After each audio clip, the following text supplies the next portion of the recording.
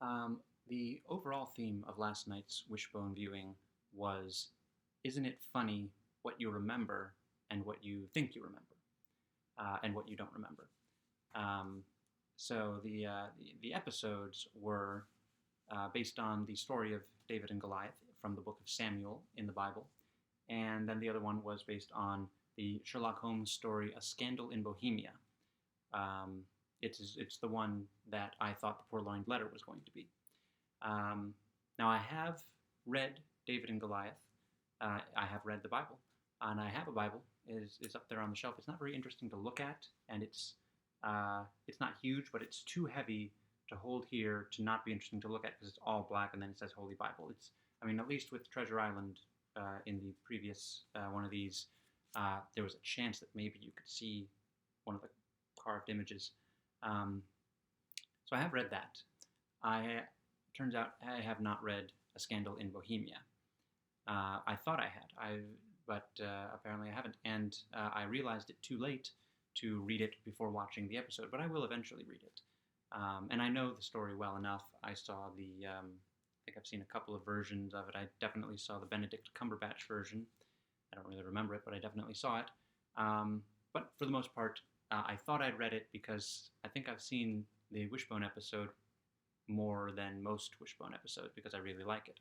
But that is the second one. So first, the David and Goliath episode, Little Big Dog. Maybe that's a play on the title Little Big League, the baseball movie, which, if I'm remembering correctly, is the one where the kid inherits the baseball team, or he somehow becomes manager of the baseball team, or it's the one where the kid gets his arm broken, and then when his arm is healed, he's an excellent pitcher. I always get those two confused, and I only ever remember the title Little Big League, but that's beside the point, unless Little Big Dog is based on it. I didn't think that I had seen this one, but as soon as the first shot that they have of Wishbone, playing David, of course, swinging the slingshot and slinging a rock, I thought, I've definitely seen that. And then later on, Goliath comes out, and I thought, oh, I have some memory of Goliath. And it's another one where it's a great contrast of, you can make the giant character looks more giant when the other person is a Jack Russell Terrier. So there was that. And David is, the parallel character in David and Goliath is a parallel character for David in the real world story, the one where Wishbone is Wishbone. I haven't figured out a good way of referring to that world. The premise is that at first I thought, because one of the first lines is Joe's mom says Wishbone doesn't travel light. And I thought, is Wishbone traveling? Are they going to take Wishbone on a plane? Are they going to take the episode somewhere? But no, Joe and his mom are traveling, and Wishbone is going to stay with David and his family. And they're going to take all of Wishbone's stuff. Not as much stuff, probably, as Nathaniel brought to come and stay at Joe's house. So it's a David-centric one. And I kind of remembered it. I didn't remember it as well as the images of Goliath and Wishbone using a slingshot, but I kind of remembered the car thing. David's dad buys a nice classic car for his wife, but they plan to share it, and he's always wanted one. So it's as she points out, it's one of those I always wanted this, so here, have it for you, and I might use it sometimes, gifts. So that's the main thing surrounds a car, but to show growth in the character of Emily, David's little sister, one of the first things that happens is a vase is broken, and Emily broke it and then hid the pieces in David's room. So when David's mom finds the pieces in his room, she automatically blames him. People are very quick to blame David, I guess, given the evidence. But even when he denies it, they stick by it. And again, it's a kid's show. It's got to be cut and dried, black and white. But it does seem like there could be a little bit more than explain how it happened if you didn't do it, because the evidence points to you, but you're saying you didn't do it. No, it's definitely David did it until Emily says, actually, I did it. And so that shows growth in her character, because in the Tale of Two Cities, or Tale of Two Sitters, as the Wishbone episode was called, in that episode, uh, Emily and her friend make a mess of Joe's house and then blame it on Wishbone. And I think Joe and David also take some of the blame. So it shows growth there for her. And so when David breaks the car, he knocks the mirror off. He doesn't break the car. But he tries to glue it back together. Emily knows, but she doesn't say anything because she has conflicted loyalties. She's loyal to her parents, but she's also loyal to her older brother. Doesn't want to get him in trouble. And the scene where he breaks the car is really weird, but I guess it shows. It's again, Joe's not there. It's David showing off the car to Sam, and she sees it, and she's like, as soon as I can drive, I'm getting one of these, and she's really into it. And so they get into the car, as my friends and I sometimes did when we were way too young to drive. We would get into the car just to feel what it was like to be in the car, in the driver's seat and the passenger seat. But the keys were never left in the car when we were playing around in the car. And the keys were left in the car, and the garage door was open. Now, I guess it kind of makes sense if David's just hanging out with Sam after church, and his parents have gone recently. They go around, they deliver food places after church every week. And so David's left alone, but they know they're coming right back. So it kind of makes sense that the garage door's open and the keys are in the car, but still it's a little flimsy plot-wise. David, good with machines in general, turns on the car, starts to move a little bit with it, and that is how, on his way out of the garage, he knocks off the mirror. And he pulls the car back into the garage and glues it, and thinks he's gotten away with it. But it comes off again when his dad goes to adjust it. And his dad blames the car company that sold it to him for flimsy work, and he threatens to sue. And that is when David comes to the conclusion, I've got to tell the truth. So there's that. And meanwhile, everybody knows, you probably know, David and Goliath it's just one of those things that you don't need me to tell you what happens. David's a little guy, and Goliath is a big guy, and David sometimes takes him down. Somehow takes him down. Even people who don't know that it comes from the Bible, which I didn't know for a very long time, know the story of David and Goliath. The Wishbone also includes the part where kind of establishing David as, they never really say God, or maybe they do, I forget, but it's more they say faith rather than God, is a PBS show, but to establish David's holiness, I guess. He is initially brought in as a musician to soothe an ailing king, the king who later says, well, gave David a shot at taking down Goliath. He thinks he can do it again because of his faith. So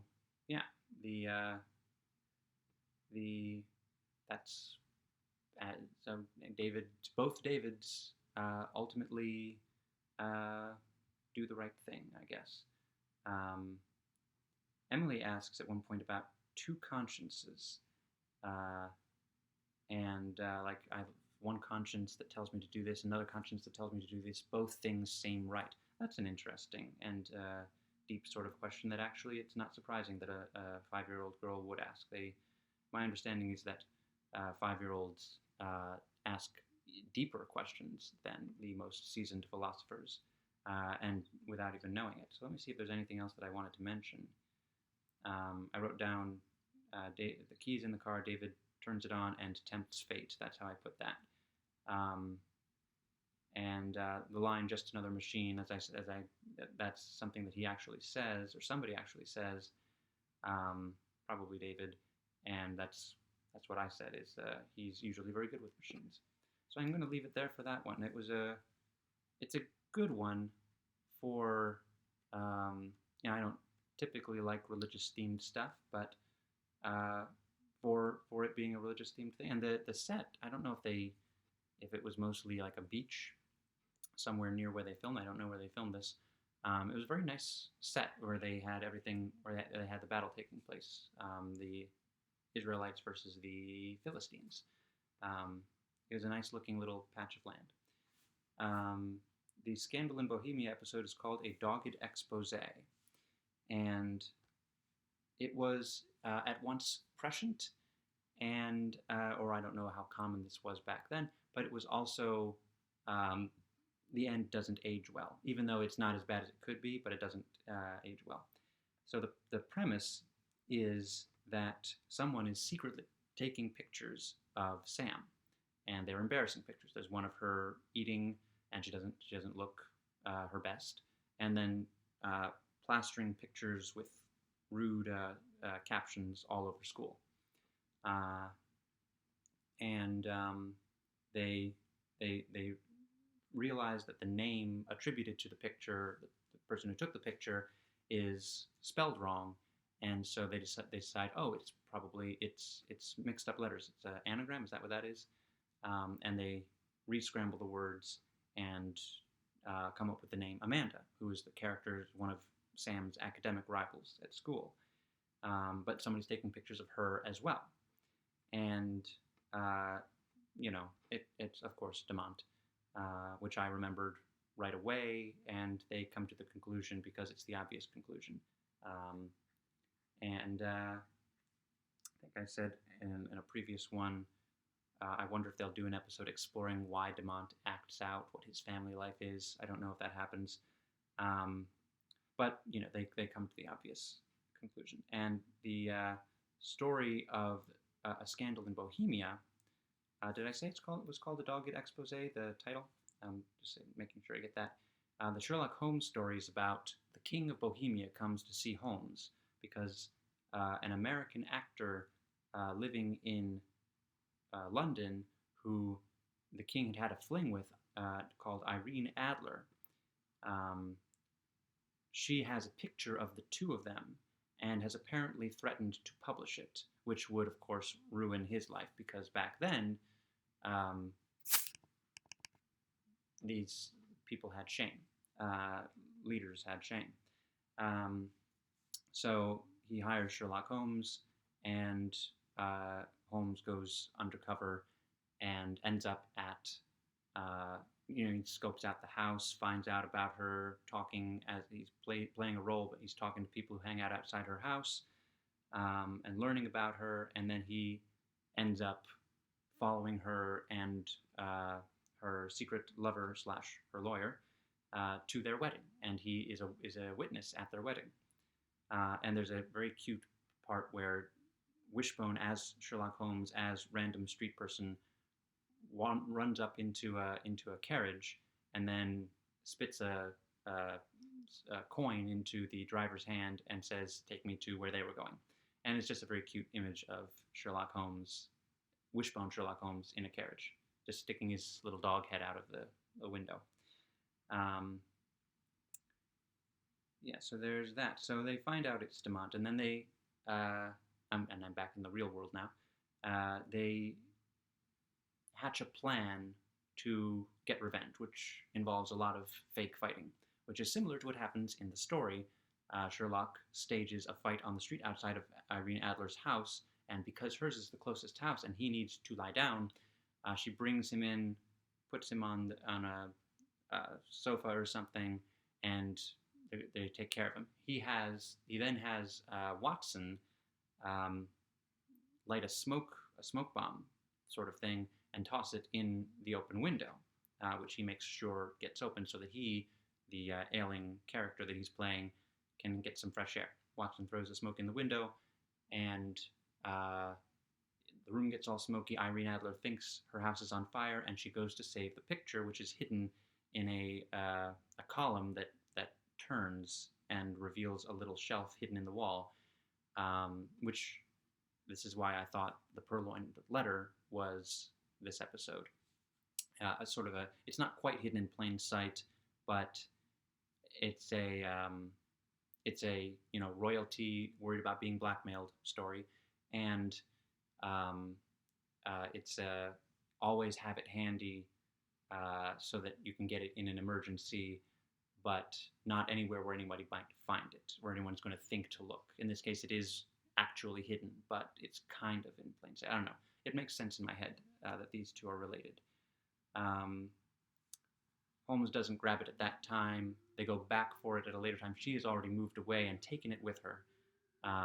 But they find a letter where she explains, very clever, but I'm an actor too, and I followed you. It's a great episode. But then it ends, and the revenge that they take on Demont is, and I remembered this halfway through the episode. I thought, oh no, this is not going to end well by today's standards. And I don't know how they get Wishbone to do this, but they get Wishbone to run up behind him and pull down his pants so that they can take a picture of his underwear and him looking around, what's happening, his face, his underwear, same picture. And the idea is he thinks potentially that they're going to spread it around for revenge for what he did to Sam and Amanda. And they don't ultimately do that. Sam gives him the picture, she gives him the negatives. There's an agreement. I won't do this to you. You're going to stop doing it to us or anybody. But they still pull the prank and humiliate him. And even Wanda and Joe's mom, I think her name is Ellen. I always forget her name. Even though they are looking at the picture and they're giggling about it. So he's being publicly humiliated among a few people, but still. And this is the kids get expelled from school for this sort of thing. Demont would have been expelled too for what he did, secretly taking pictures, but deliberately undressing him and taking a picture, whatever the motivation. And this is our heroes doing it. This is the people we root for. And when I was a little kid, it was just funny. But it's so it's not as bad as it could be because they don't put it on Facebook.